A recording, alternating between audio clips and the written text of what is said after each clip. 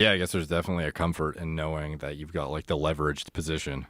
Do you have like specific goals like for your success? Like do your podcast, you're saying essentially your YouTube show, you really didn't start out to do it. You didn't have it in mind like this is what I'm going to do. I'm going to do a podcast on, male enhancement and betterment and, improving your life, and this is going to be super successful, and I'm going to be on YouTube with 1 million followers. You didn't have these goals, right? No, those seemed unfathomable at the time when I started, so that was never a goal at the time. But they sort of like, I do have goals and they transition, but most of them are more like when you get up in a day, you have a scheduled day, and those are probably like on paper, they're mini goals. Like if you miss your workout and you wanted to get a workout, you'd be like, fuck, I feel bad. Yeah. Because you didn't do your goal. So for me, I started to develop more, kind of like higher tier goals from a daily, like micro standpoint as things went on and became proportionally, more, the stakes are higher.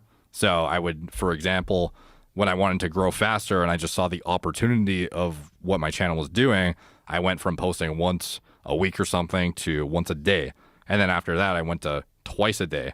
And adhering to that schedule, I could tell the growth was disproportionately better, and the performance of things was getting better. And I was also getting better at speaking, becoming more fluent, being able to articulate myself, and things were just proportionally like escalating almost in like a dose-dependent manner of like the input relative to the output of what result I was getting. So I started to change my daily goals accordingly, just knowing that the output was going to be, this superior thing that otherwise I wouldn't have got to in nearly the same time frame or the level at which it's become. So my goals I do have goals, but it was, like at this point I do have pretty tangible goals, but they're more based around my companies rather than anything to do with like the channel itself. Like the channel fuels. Yeah, the channel fuels everything. Yeah. Yeah. So we're similar in that way, that we both kind of just started it. We just kind of like started it in the beginning, and then it just got the same thing with me. I was doing it like once a week. Yeah. We were doing the podcast. We were doing it on Ustream at the time. And me and my friend Brian, and we were watching this little chat thing, and we would like answer questions on Twitter and shit. It was just fucking around. It was all fucking around.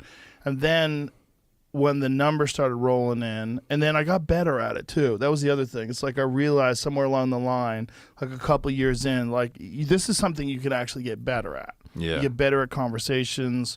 You get better at not being annoying. You get better at not talking over people. You get better at listening. You get better at like the art of flowing the conversation and keeping it together and keeping it engaging and interesting. Yeah. And then I realized that if I do it more days, more than once a week, then you'll have more people pay attention. That's what I'd said to a lot of my comedian friends.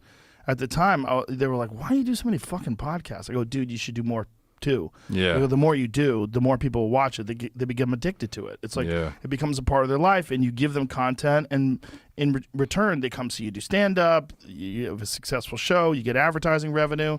And like I had this idea of it that a lot of other comics didn't seem to grasp, because comedians, a lot of us are lazy. They're just, we're impulsive, kind of wild, crazy people, and not the type of people that you would think are going to sit down and formulate some sort of a business plan. Yeah. Especially based on something that was never supposed to be a business in the first place. Yeah. And then as time went on, I really started saying, okay, now I need like a real legit professional studio. Now I need a legit this. And then the big thing was like moving here, like moving to Texas was like, because it was kind of risky. But I was like, I think I can do it. I think I'm at a place where people will come to me. Because they were already coming to me in L.A., and I'm like, and L.A. is kind of fucked. And I thought it was fucked like in May of 2020. Yeah. I was like, I don't see this turning around. I think this. When I saw lines outside the gun stores, I was like, I got to get out of here.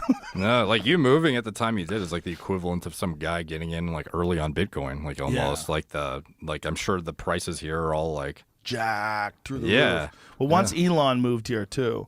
I moved here, that was a big deal. And then Elon moved here, like the smartest guy